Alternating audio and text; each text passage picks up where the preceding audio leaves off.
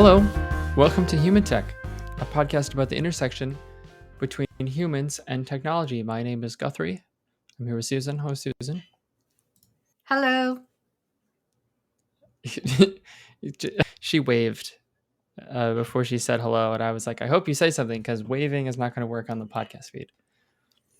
Right. It only works on the video Right, at feed. the No, but I video. said hello. I waved and said hello. Right, and said hello. So do you want to introduce our topic today? Yeah. We'll see how this goes. I have a little bit of trepidation Uh-huh. about this, but we'll just see how it goes. So we were talking before we started today about what we were going to talk about today. And we decided to talk about all right, this just sounds weird. Music notation. Mm-hmm.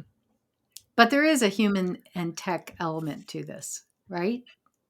Well, there is, but we don't have to be constrained by the bounds of our own You wanted creation. to do something different today because I put forth like about 10 different We things. have confidence. No. We put this all together. We know exactly like this is going to We have notes perfectly. and a whole plan. No, we don't. Okay, so I wanted to talk about music notation for a couple of reasons. Go ahead. The first is you should actually talk about. Okay, the first is music notation is just one of those niche things that most people walking through life don't know a whole lot about. And even if you do know a little bit about it, it's not something that you particularly think about very often. That's And probably yet, true. really fascinating. I find that a lot of small little ponds like this can often a really, really interesting history. But I'm also the type of person who would listen to like a 16-part series on like the history of fill in the blank, like Helvetica. typewriters. Well, but that's actually interesting because typefaces are interesting. Well, what people don't realize is like the history of some typefaces.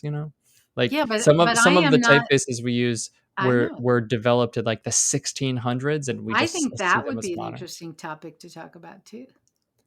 So music notation is one of those things. There are standards and rules, and the rules are very specific and common somehow across most of the globe, despite a wide variety of musical styles.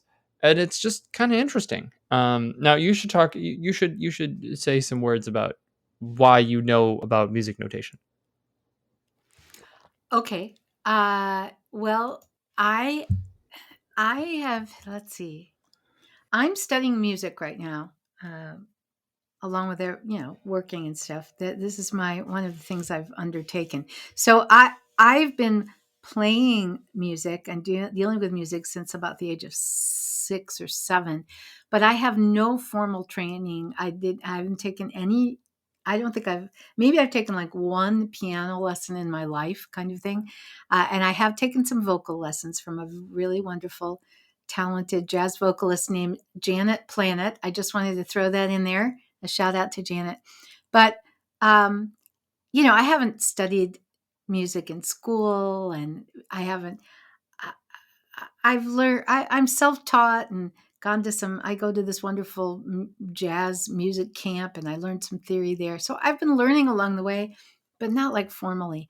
And I decided that I wanted to learn more because, as you know, Guthrie, I compose music, and you do too.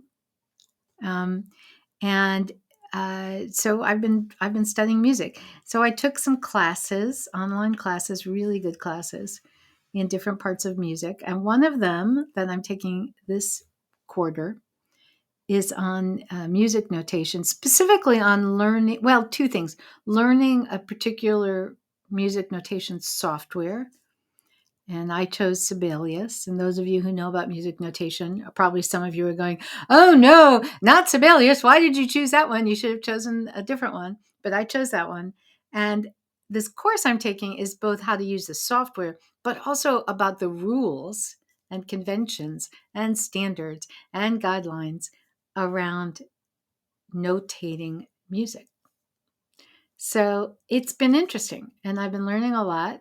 And I don't know. I brought it up in conversation, and you said let's talk about that on the podcast. So that's how we got here. Now, what do we do? Oh, I can't hear you, Guthrie. We need to talk about what music notation actually is and what it's used for. So let's break this down. We'll do a little information architecture here. We'll go back to first principles. Okay. So we are talking about human created systems around a natural phenomenon. And that's where things get really sort of interesting. What is that? What do you mean by that? Well, like time. There, it's a natural phenomenon, time. And there are Okay. some things that are subjective to our human experience, but also some things that are not subjective, right? Like the circling of the earth around the sun and the moon and the rotation of the earth and, the times of the day. So like, there's no reason, like time could be measured in any way we decided. Yes. Why don't we measure time in Zigglebees? Right. That there's 417 Zigglebees in a Cronfar, and one Cronfar is a lifetime of a human. Like there's no reason. Zigglebees and Cronfars. Those are great. Yeah, exactly. Like there's no way, there's no reason. Now of course, a lot of so part of that there are some of it does make sense with time, right? We're talking about units of measure.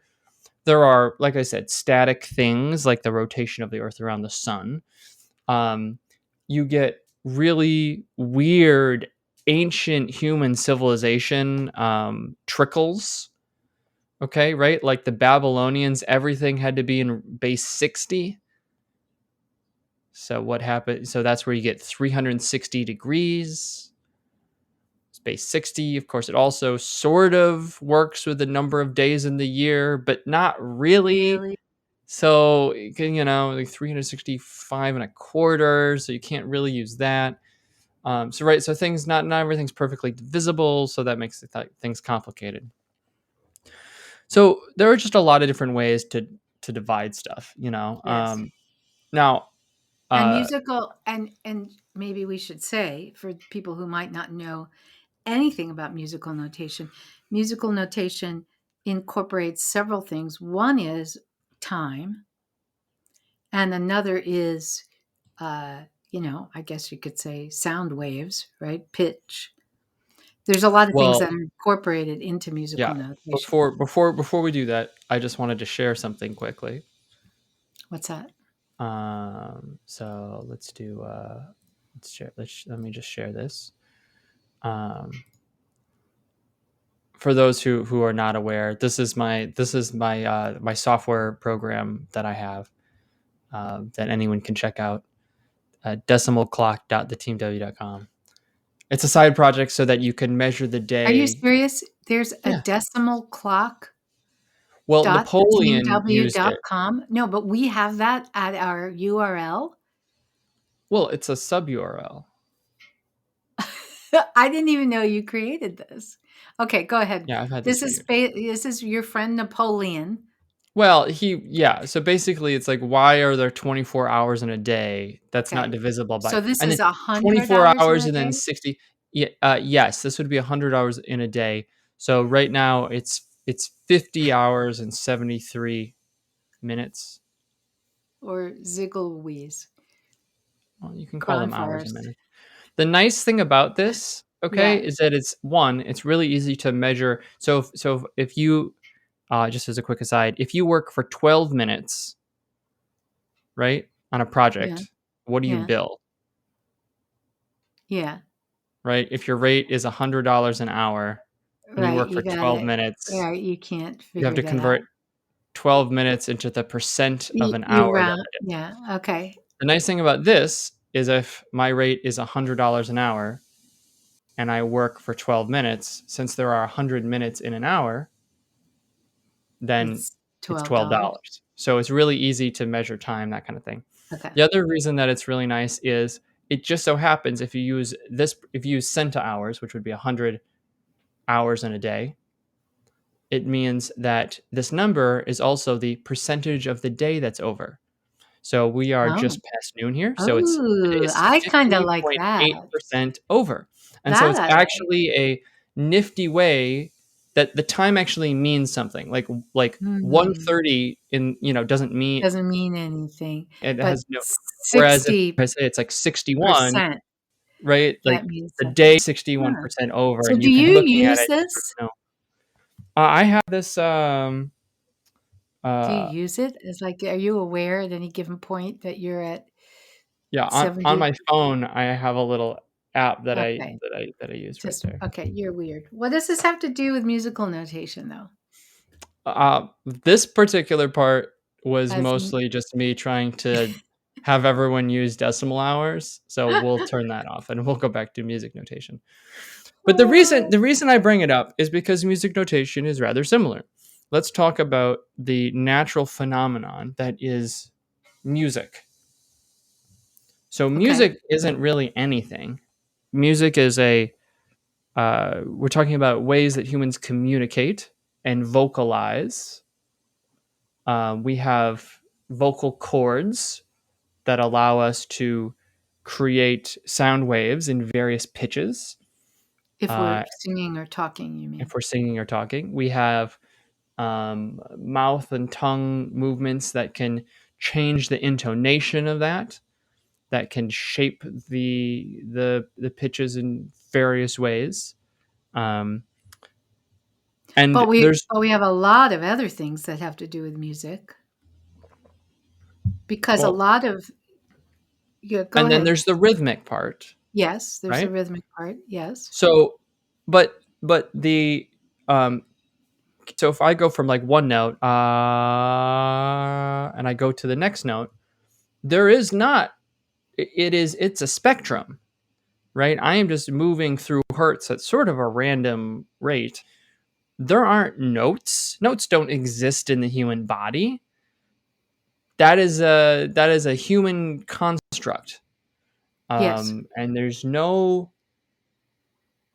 there is no reason why the music notation would use the idea of a note is an invention. Now, there are, much like days, the sun rising, there are some natural phenomenon that influence this. So, for example, our ears are attuned to certain pitches, right? That would be that other humans make. I read an interesting fact about sort of large dinosaurs in the Jurassic period, yeah, because dinosaurs were birds, but birds have evolved modern sort of. There's a specialized. Um, it's not. They don't have the same um, physiology of creating sounds that humans do. I think it's called right, a syrinx or something. yeah, Uh, yeah, they have their own organ to create noise, but that had not evolved up in the dinosaur days, and so dinosaurs communicated with a range of different, uh, I guess we'll say sound producers in ways that we can't even comprehend, and some of the larger ones on the uh, basically you wouldn't even hear it, you just like feel a low rumble.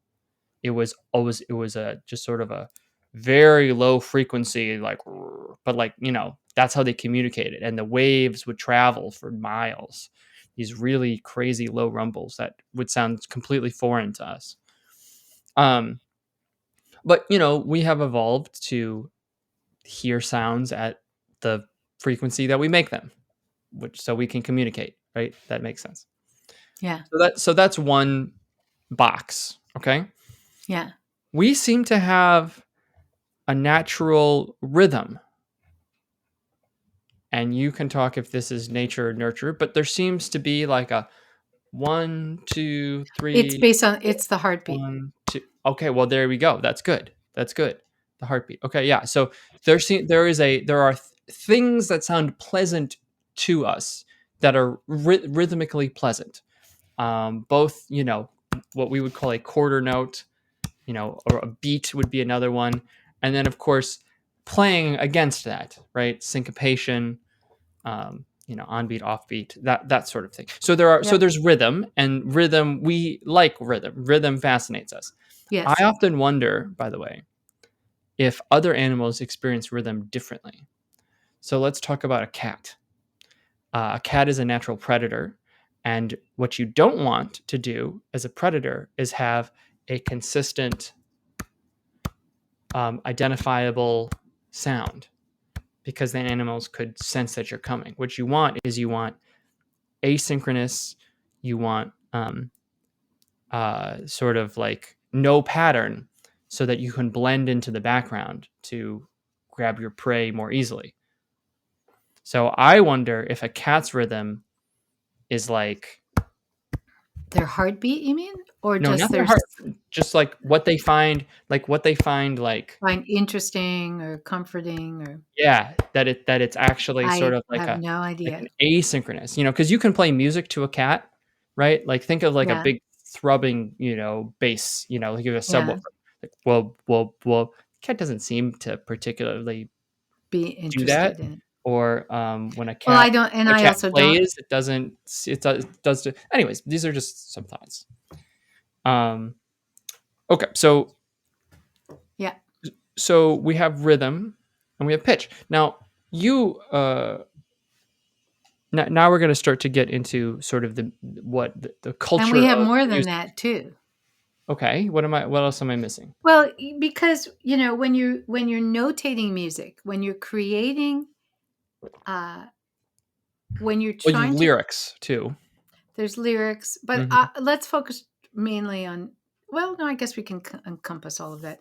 When you are notating music, when you are creating a score or a lead sheet, you're trying to put together, piece of paper, and it has information on it, and you're doing that for a couple of reasons. One is perhaps to help your own memory, because otherwise you're going to forget the melody or you're going to forget the rhythm or and so on. And this is a way of writing it down.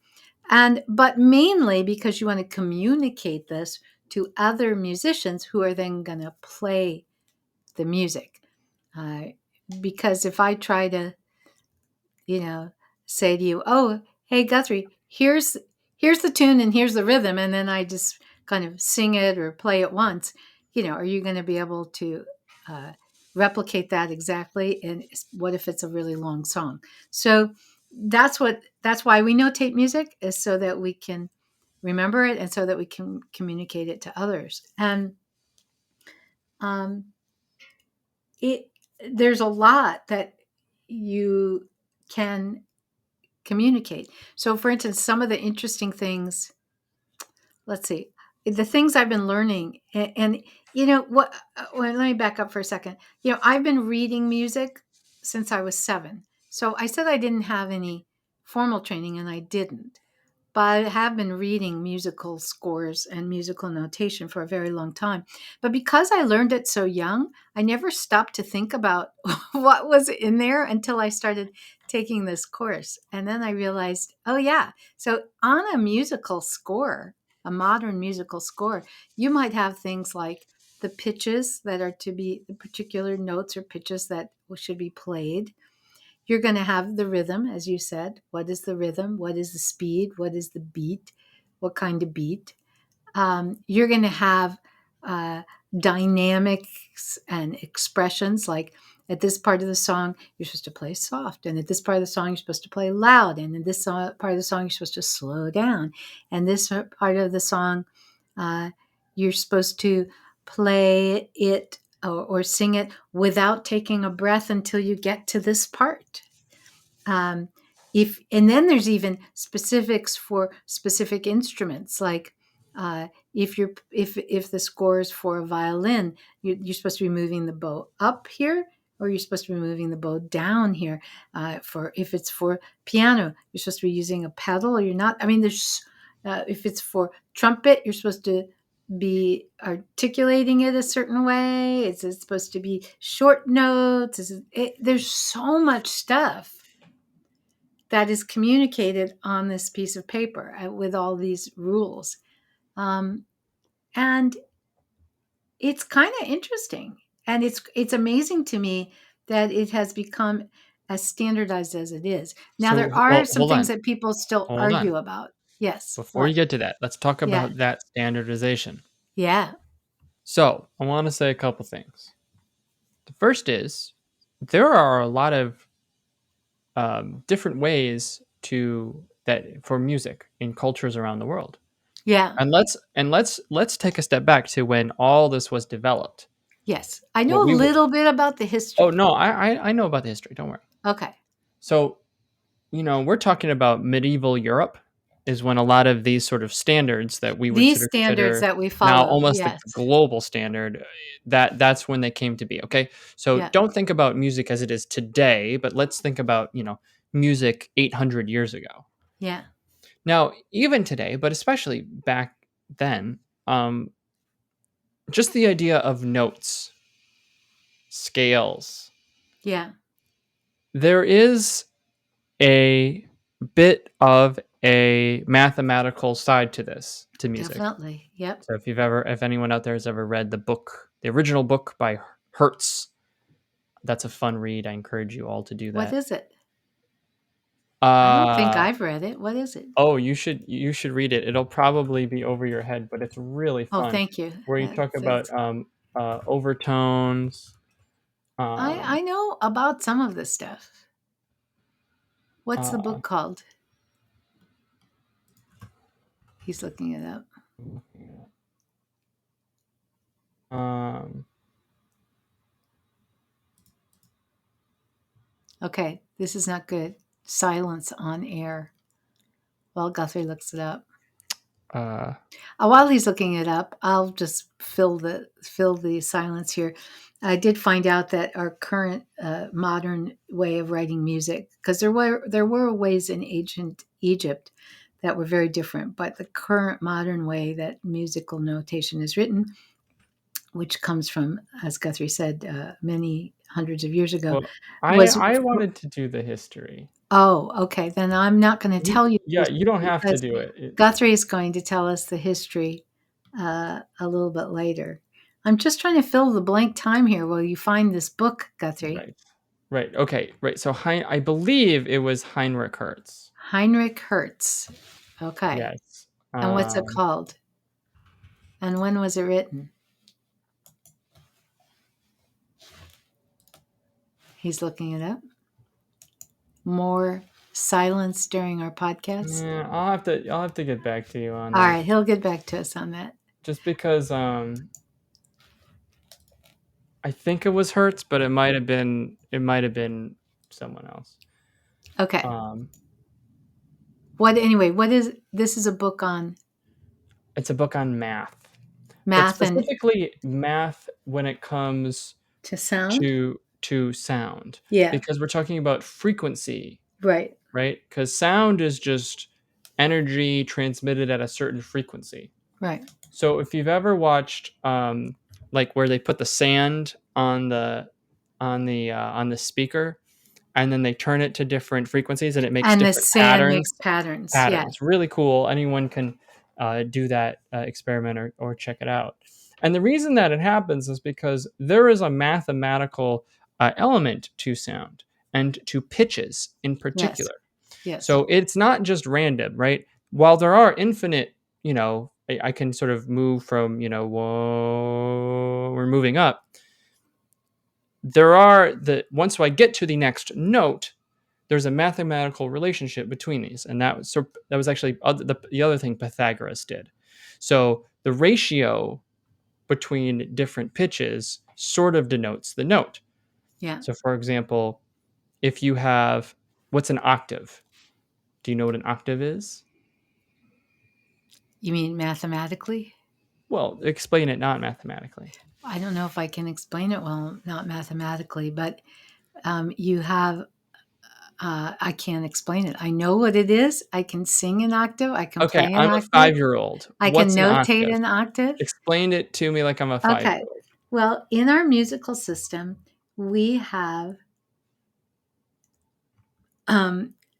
We've decided there are 7 different notes, but these can occur over and over. You can have a note that is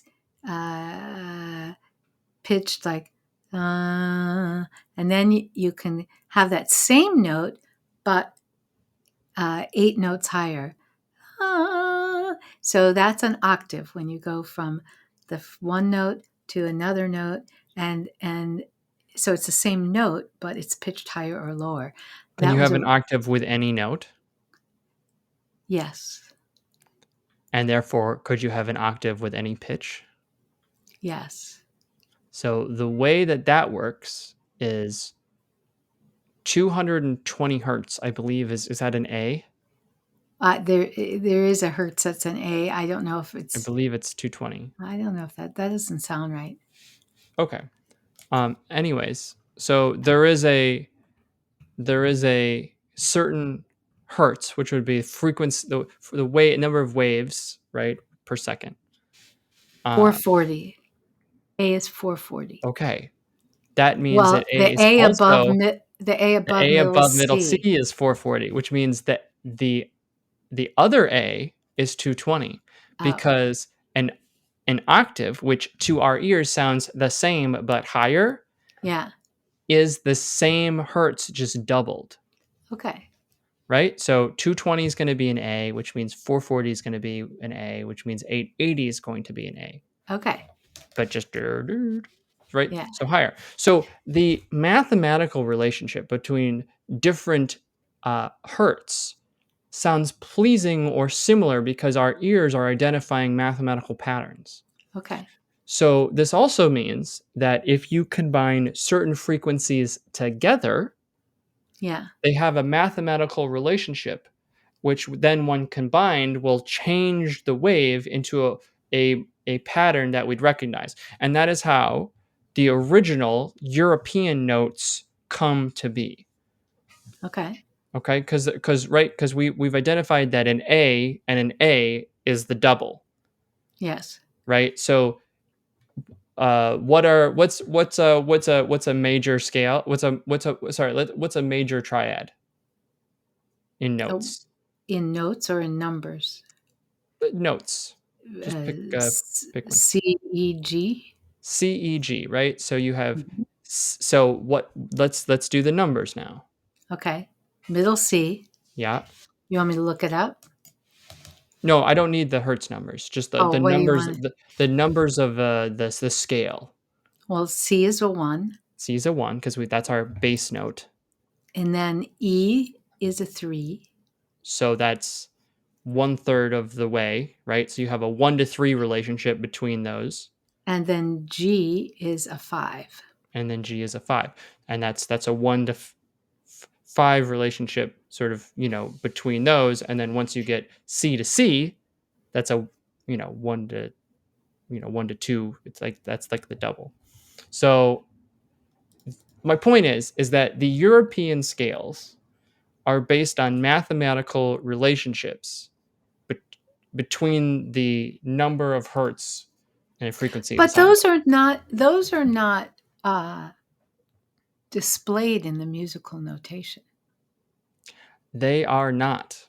But my point is the musical notation in Europe is mostly made up, but it's also made up in a way that sort of makes sense. So in a lot of Middle Eastern music, what's very popular is to use what we would call quarter tones. Right. Can you explain to people what a quarter tone is? No, not really. I have a vague idea, but no. Okay, I let's I use am not. I remember I'm at the beginning of my musical education, and so far I've taken 2 classes. One on digital audio software to record your songs and create them, and the other is on musical notation. I start my theory class in a couple of weeks. The first of like what's going to be theory for the rest of my life. So no, I cannot. I will know the answer to this question in a year or two. Okay, so if we say that the move from A to B Yeah, is one step, one tone, yeah, do, ra, yeah. I, fo, sa, I can't remember. Do, re, Re, mi, mi, fa, fa, so, sol, la, ti, la, do. ti, do. And So it'd that be was la, ti. La, ti would okay, be A to B, right. So that's 1 to I 2. think. Right. Yeah. Yeah. So that's 1. So Yeah. a half step then would be what we Yes. would call um, A to A sharp. Yes, that's right. Quarter tone We don't then. have a quarter tone. Right, but that is the realm In the betwixt European A and A sharp. in the European notation system, you Right. usually don't delineate a quarter tone. Not in So the standard notation system that I'm learning. uh right, right. Um yeah, okay. So by the way, just to make sure you're aware, Yeah, here are the notes in a C major key in relation to C, I know what those are. right? So C is 1 to 1, right? It's the same. So Yes. if two people are both playing C, the same middle C, the sound waves line up. Okay. They are the same, right? They're same number of Yeah. hertz, okay? Now, what's the most pleasing sound to the ears? A major triad. Well, give me one of those numbers. C You C want one, like the three, fifth? five. Yeah. What is the fifth One better and or is the five. third? Give it 1 and 5. Yes. So the G to C Yes. is a 3 to 2 ratio. Yes. So that sort of divides evenly, right? So you have just every third time it lines up, right? And every third time it Okay. lines up, okay? The third is a 5 to 4 ratio, Yeah. right? So every fifth time they line up. All right. But what about the second? Because that would be dissonance. We wouldn't like And the that. second is a 9 to 8 ratio, Yeah. That's going to right? sound So it's weird. only going to line up every ninth time. And so that's why Yeah. it probably sounds more dissonant. What you're missing, of course, is the seventh, Yes. but not the seventh of the scale, well, I guess that would be. So like a B, Yeah. if A you're in the B. key of C, that's the Yeah. seventh, right? Yeah. That's going to be a 17 to 9 Yeah. That ratio. won't sound good either. But so did those two, right? Right? Right. If you just do 1 and 7, Right. That doesn't sound good. it But only you could works do 1, 3, 1, 5, 3, 7 5, 7, right? And or that's 3, 5, why 7. it And does that work would, because yeah. because now your waves are meshing together in ways that sound good. So my point is that the European system is based on sort of they didn't know they were doing this, but on a mathematical there is some sort of mathematical basis for the sound waves lining up in ways that feel Right. what But they to did that our so ears long pleasant. ago, they probably didn't know that. Yeah. So whereas in other cultures with those alignments, right? So you do one where we're and we do this in lots of European music too, where you're sliding in, right? You're gonna if you're a singer, I'm Yeah. sure you know this, you're gonna hit under just a little bit and move your way up to Yes. on pitch. There are aesthetic pleasing ways of starting somewhere and moving somewhere else. And there are some ways that you can notate that in the music. You can notate that with some unusual things that you can do in the music, but it is also very typical to not notate it and just, uh, you know, yeah, and that's another interesting thing too about notating music because there are some genres of music where you're supposed to notate everything exactly, and then there's other genres, jazz being one of them, where you just kind of notate it and then you let the individual musician have a lot of freedom about how they Yeah. interpret what's on the page. So let's do the history now, which is really fun. So sorry Okay. I got caught up in the math, but the math is Yeah, cool. that's right. Okay. So we're in the year 1025, Okay. and the way music worked back then, it's a lot of like That's almost a church chants thousand and stuff. years ago. This stuff is old. This stuff is old. Um, Basically, this monk called Guido of Arezzo. Did he use software Was he using Yeah. Nope. Sibelius? Yeah, he was a Sibelius guy. He organized pitches into groups called hexachords, which we would call the scale. That's your do, re, mi, fa, so. Yeah. Okay. But because before that time, the way it would work is you'd have the words, right? And then around the words would be these squiggles. I swear. I'll let me see if I can't share a picture of this here. One second. Yeah, let me these squiggles add a source. Let's add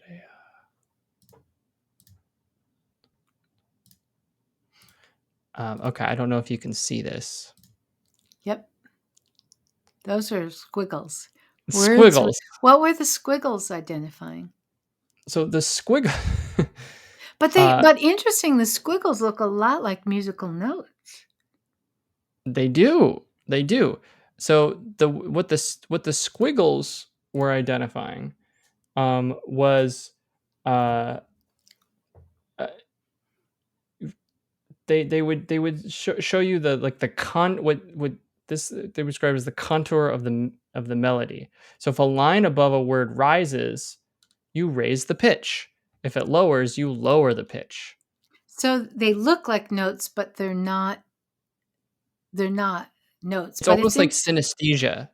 Yeah, but where it's you're but it's interesting that when they finally went to notes, they used squiggles that look very similar to this. Yeah, right. So if it's sort of a long, if the squiggle has like a big blob, right, you kind of stay there. Yeah. And if there's a line, you're You moving. go up or you go down. Down. And okay. So so that was the squiggles before. But That's you can tell if you have an entire choir trying to sing a song, it's a little difficult because there's a lot of room for But don't you think creativity in there. But don't you think that back then it was mainly an oral tradition, so you were learning the songs by listening to them rather than by reading the notation? Well, yeah, sure, but if you had someone new who was trying to learn it, yeah, I'm sure it was rather difficult. Or you get 4 people together and you're trying to remember, how does this one go? Yeah. You know, you need it written down somewhere, but it's like, okay, this is so they were doing that. They were doing that back then too. That sounds like a conversation my little jazz trio has. How does this one go again? Yeah, we'd say the same thing. So what he wanted a way for a young singer to learn some of this stuff without ever having heard it before. Okay, so he made this thing up. Yeah, and so what happened? What he made up is a thing called a neum. Okay. Yeah. And the way that works is it has 4 lines. Oh, so this is the first musical staff. And you notice it's the exact same thing where the lines sort of tell you whether to go up what to do, but instead of just a squiggle, we have a line so you can see relative squiggleness, right? Yeah. Are we kind of staying here? Staying the same? Are we going up? Are we going up? 1? Or are we down? Going up by 2? Yeah. 2, okay. And that's where the do, re, mi, fa, so comes into place, right? Because you have because each one of those steps. Yes, I get it. Was that's why you have 4. In relationship. Although that's why you have 4. But now we have 5. Right. Okay. So that was the next next step. By the way, this is a fun one here. So this one here is a picture of a hand. It's a picture of a hand, but it's how you do the do, ra, re, I don't even want to know. So people could memorize it so that you could look at the notation and figure out what's going on. I don't even want to know how to do that. I hope I don't have to learn that in any of my courses. So finally, the other problem you had to solve is, okay, well, now that we have this thing, but how do we know how long to sing something for? Like how long to be on one particular note before you go to the next note.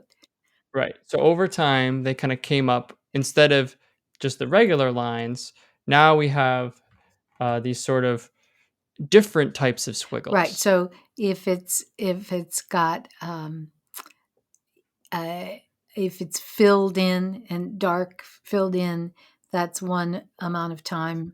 If That's it's it's not filled in, faster or than if it has a line on it, a stem on it, that is different than if right. it doesn't have a stem on it. So this, yeah, the example you're showing now looks a lot like modern music, not exactly, but there. I'll probably I could look at this manuscript. I don't know when it's from, and I could probably somewhat play it Uh, even in my modern day knowledge. right. And so, I mean, basically, by the 1600s, 15 by like the 1500 1400s and 1500s and 1600s, we have what you would consider modern musical notation. Can I take an It's interesting so old. but can I take an interesting digression and just talk about Yeah. what some of the changes in musical notation that are happening because of the technology? So I'm going to give you just a simple example. Um, it it used to be pre-computer days that um, if you were creating, musical notation, you were uh, you were creating it by hand. I mean, you were literally drawing notes on a page, and um, if you think about, and if you've played music, but even if you haven't played music and you just heard music, there might be a part of a song, and then you go back and you pretty much repeat the same melody, but maybe, you end the next section a little differently, right? I mean, pop songs are like this, right? Oh, and here we are back to the main chorus. Oh, here's another verse. Oh, here's the pre-chorus, right? You have these structures to the music, and a lot of times the parts of the music repeat inside the song. Because you used to write these out by hand, and it was laborious, and people didn't want to pay the. And I'm talking about as recently as, like, the 1970s, and people didn't want to pay the the person writing this all out to do a whole bunch more pages. There's this whole shortcut of a little notation that means, repeat or go back to measure 5 and play the, there's all these complicated little notations you can add in there. And now, because there are, you can just copy and paste from measure 5 to measure 12.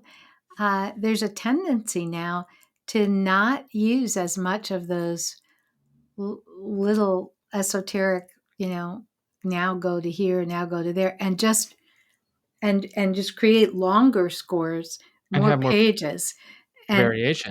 because then you can actually, yes, be specific about variations. And then if you're notating a film score, that is like an entirely different thing. Apparently, they do absolutely none of this go back and repeat here. None, none, none, none. Because there's these tiny variations. Like maybe, the third time through, and that's when the bad guys are coming through with the guns. And so it is the same melody, but it's got to be really loud now. And so you apparently, when you're doing a film score, you forget doing any repeats or any go back here. It's everything is blocked out, and film scores supposedly are these gigantic documents because of that. I'd actually love to notate a film score. Well, maybe not, but it would be kind of interesting and fun to work on one. Anyway, so these traditions change as well with either the technology and the software, and what the notation software does. And I'd like to save a few minutes, Guthrie, for talking about the notation software, but and or the ways that, we're writing music for film. I mean, initially when your monk Guido was creating that system, he was not writing for film. Okay. I mean, there was no such thing as movies, so he didn't have to think about that. So I think it's interesting how the notation has changed over time. Um, and I think it's interesting what the capabilities of the software have really changed a lot, and some of them are wonderful, and some of them are Well, just so complicated. here's my question for you. What? So we have a European centric music model that was Yes. essentially developed Yes. for monks to chant things in Religious music. major in chords that were not very interesting, or Well, they did a lot well, of we would minor. say varied. They did a lot of minor keys as well, so not just No, all no, I major. know, but Yeah. it's not. Not We're not into not complicated. jazz No, complicated no, chords, we're not. and we're certainly not doing quarter tones And we're not or doing other music forms of from it. music like Yeah, Middle Eastern or Indian. Yes. right. Yes. Yeah, exactly. Which are, okay. So we've Different. started with one particular type of music for monks. Yes. Yes. Now they added that fifth line once instruments became more sophisticated, Yes. because a, a cello can produce notes that are a much wider range than a normal human voice can. Voice. Yes. So you need more More. ups and downs, Yes. right? So they added that fifth line. Yeah. But even then, if you're talking about a flute, right? If you've ever looked at flute notation, that there's like it goes up like It's way 7 above the lines. line. It's There's 5 ridiculous, lines, but the and then it's notes like are it's not even way on over the there. So the lines. lines don't even matter Yeah. for the most part. Even though a flute can play relatively low as well, depending on the type of flute you get. You have this like okay, so then it gets they smush that old monk notation into something that might work for instruments. Yes. And now we've taken this smushed for instruments that are supposed to be written, and we've glommed that into a computer program Yes. where, people aren't even using traditional instruments to make music. They're just pressing buttons on Right. control pads, Right. Right. and it's all MIDI anyways, right? Yes. So my question is, no one there are standards here, standards and guidelines Yes. that have just sort of naturally grown. Yes. And do they still make sense? Yeah, it's a good question. And sometimes they do. But And before I say this, but also just like the marks for silence, for example, yes.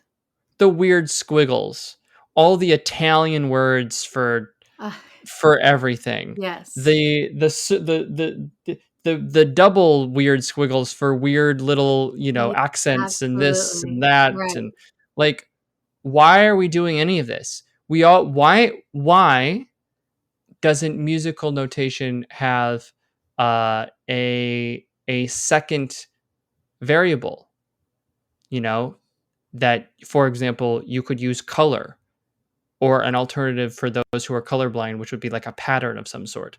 So you could tell if a note was supposed to be accented or not, just based on its, its color or its Okay. All right. shade or its All right. size. But we fight over these things in other realms. I mean, haven't people talked about the fact of why do we have all these different languages and why don't we standardize on what's it called?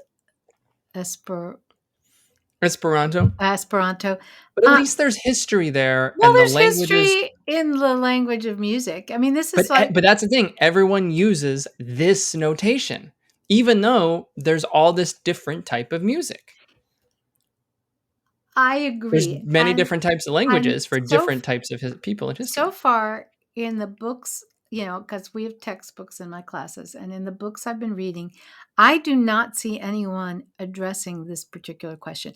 I do see, now there's the there's the Berkeley standard of drum notation versus the blah blah blah standard of drum notation. There's these arguments about whether this, if you're playing this kind of drum, do you note that with a circle or with an X? I mean, we have debates about this, but I have not, and this is probably exists, and I'm just probably ignorant of it.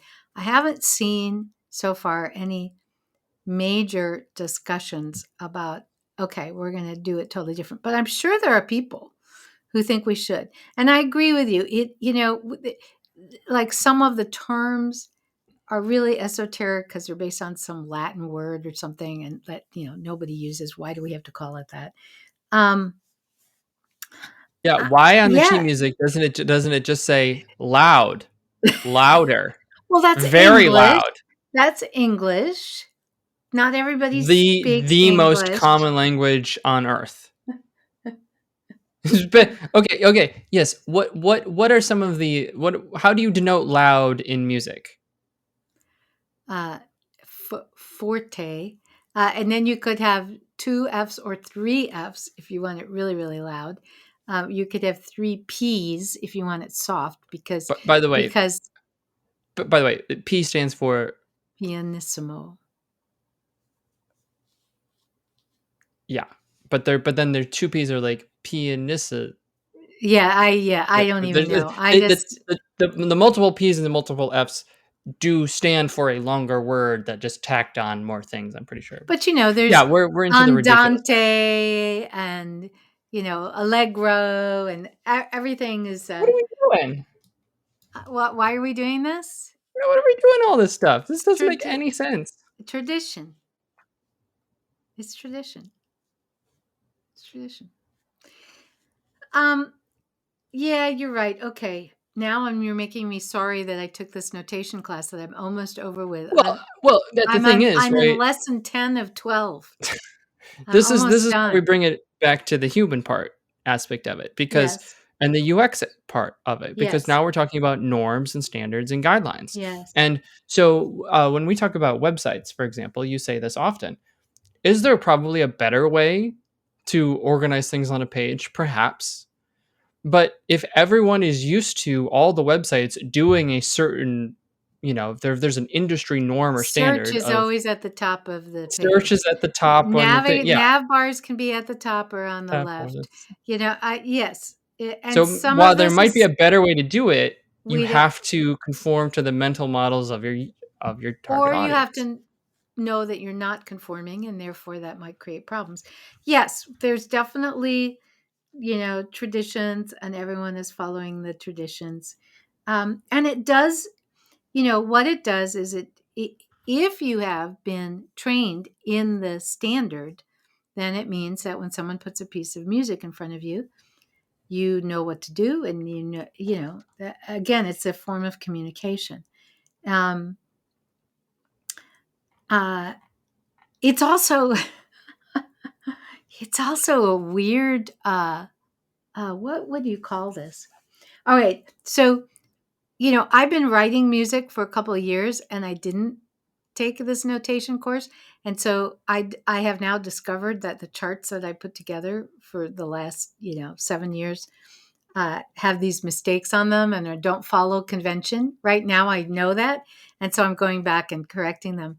But it also is it's like if I put a chart in front of a professional musician and it's not following convention, they know I'm an amateur. And they get what I mean most of the time. Sometimes they'll say, "Oh, over here, did you mean this or this?" But I'm essentially signaling to them, "Isn't this cute? I don't really know what I'm doing." So I am very excited now to be handing out charts that follow the convention. And so, and it's an ego thing, right? So they will look at my chart now and say, "Oh, well, she apparently knows what she's doing." So it's almost like, so there's like an artificial barrier to entry. Oh, definitely. So it's like so it's purposely complicated as a status symbol to I, keep the riffraff out. I don't know if it's done purposely, but there is that. I cannot tell you how many times, and it's so interesting. It's so interesting. There is so much. There is a lot of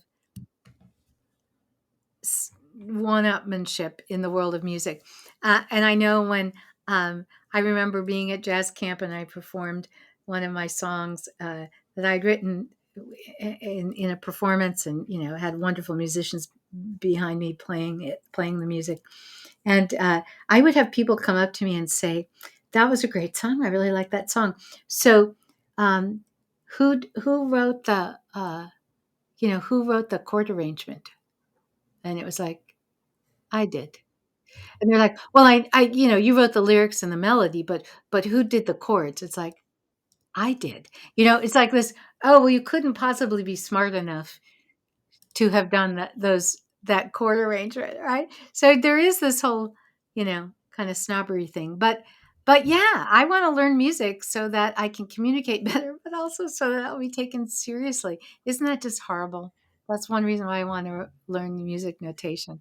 So the other musicians will say, "Oh, maybe she knows what she's doing." Um, I mean, maybe some of this, maybe it's just a matter of time. Like if you look at conventions for the English language, yes, um, they there change. are the conventions change. The overuse of some of the more dramatic elements of English have sort of gone by the wayside, Yes, and things have become simplified yes. in a So do lot you of think ways. that I mean, I think with But it took music, hundreds of years to, well, maybe, change. will it change faster because we have software? I don't know. I don't Mm, know. I'm that not. being a tool to leverage change. I'm looking right now. There's a Kickstarter project called Hyperscore, a new way to compose music, invented at the MIT Media Lab. Oh, that one I You need to like see. draw on the graphics, and then it sort of makes your musical score. It's kind of good for kids, but I'm not sure. You'd have to have like a professional version.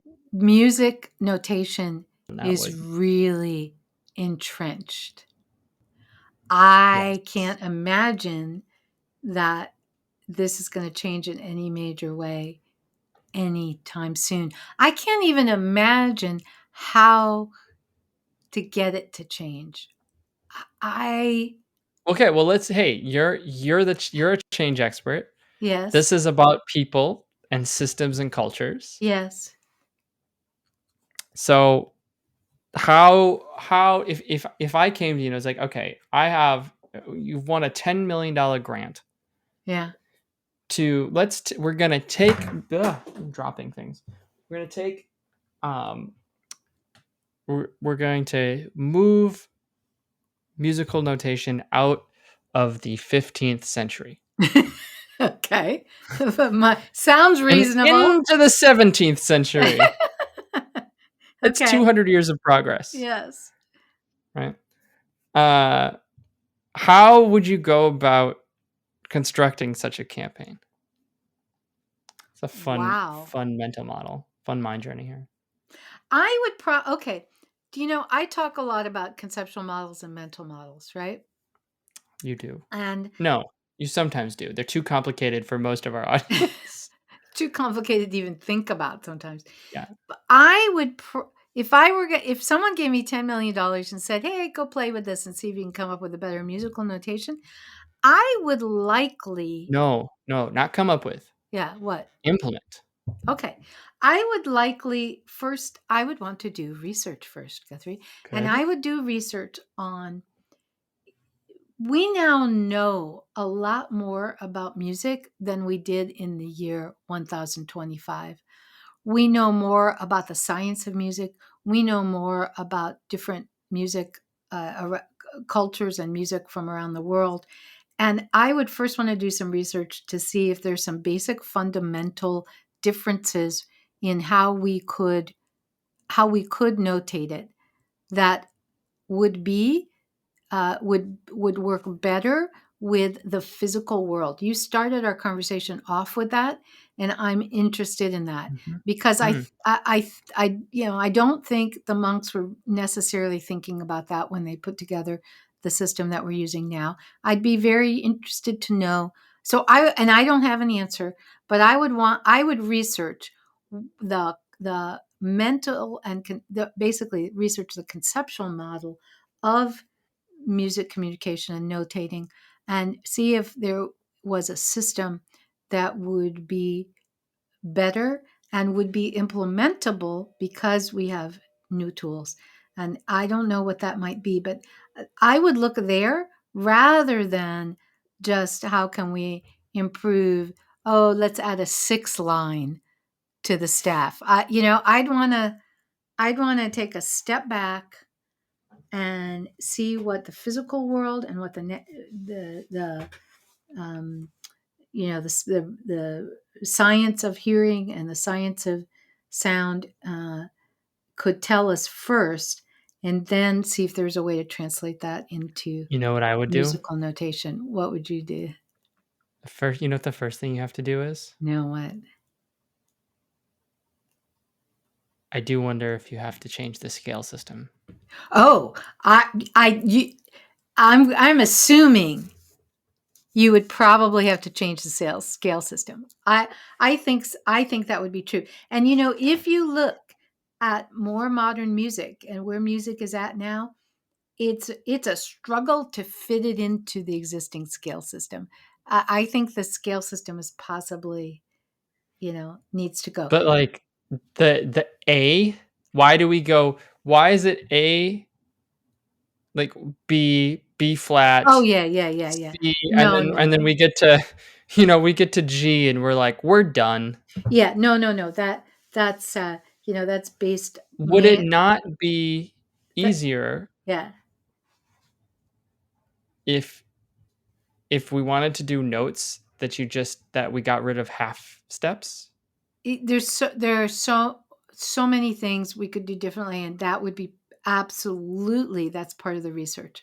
So there's research on the natural world, and then there's absolutely research on the notational aspects of it that need to be redone. And I bet there are people out there doing this research. So if anybody knows of anyone, they should let us know. I don't think anyone is doing this I'm research. sure there are. Well, No. I'll go do research on the research, and I bet somebody, come on, you guys that are studying music, somebody's doing research on this. Okay, so let's say someone from the MIT Media Lab rolls up and is like, I figured it out. Well, then we're going to have them come Here on we go. Here's the way to do it, and we use numbers, and it's this new thing, and it's great. And we did the studies, and we put musicians in a lab, and after 2 weeks, they can play the lines just as fast or faster than their other small, cramped, terrible notation counterparts.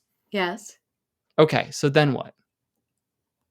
If it's really better, then we create software tools for it, and we start to use it, and we start to teach it. And I don't think we'll do away with the current system for a very, very long time, but I think we could absolutely have 2 systems. We could absolutely do that. And you could say, oh, I'm notating this music with the Garofalo system. And Garofalo. The Jimmy Garofalo system? That's a joke you do not understand. No, but some of our audience might understand the Jimmy Garofalo. I think you could have 2 systems. Maybe the first system would disappear over time, but as long as people are playing Beethoven and Bach, what you are talking about, the first one. You know what you sound like? No, what? It sounds like you're talking about programming languages. Wait a minute. It sounds like I'm talking about programming languages? It sounds like you're talking about programming languages, where which what's an ancient programming language you used to study? I actually took a class in PL1. Okay. Or COBOL would be another one. Okay. So, precursors, to modern languages. Yeah, to modern languages. So C, even moving to. Oh, C is new. No, I was gonna say like then we're moving to C, and then we're moving to. Yeah, that's new. That's not an old one. Yeah, as what the musical notation would say, C sharp, even though that's not what the line.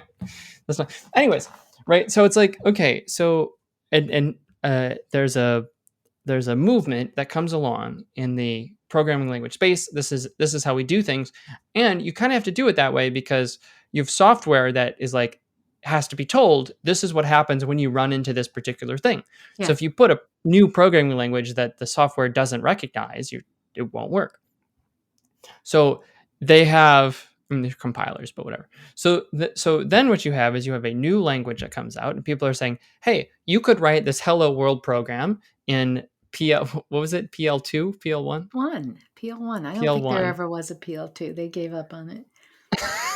It was that good. Hold on, I gotta see if there was ever a PL2. And it probably was. It probably just has a different name. All right, wait a minute. But okay, we have to stop because we're way past our hour. No, first of all, I don't care. I But- never care about the time.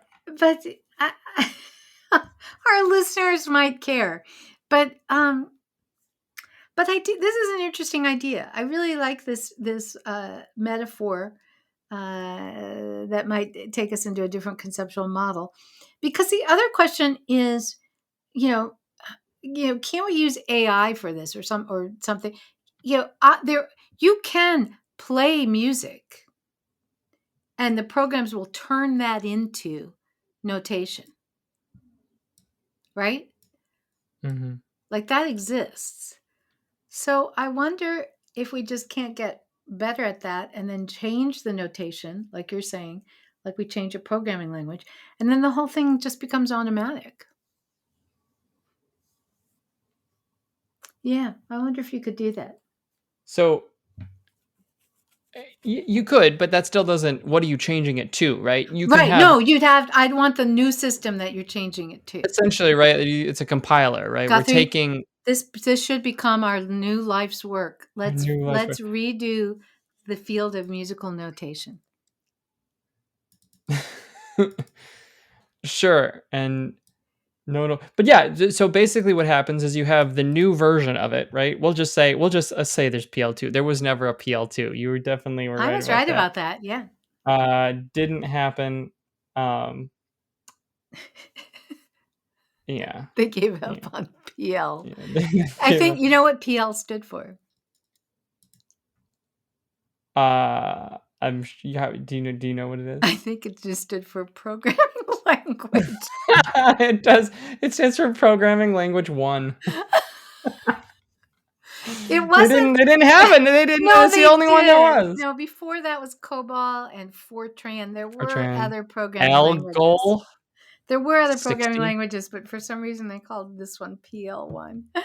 Oh my gosh. Oh, technically there was a PL8. Oh. But only because it had 80% of PL1, and I don't think it ever got adopted anywhere. So I never heard of PL8. So yeah. All right, Guthrie, let's wrap this up. Come on. Okay. Well, I'll wrap it up. I'll just say that so you have some people who start using the new way to do it. Yeah. And you can go look at like the most popular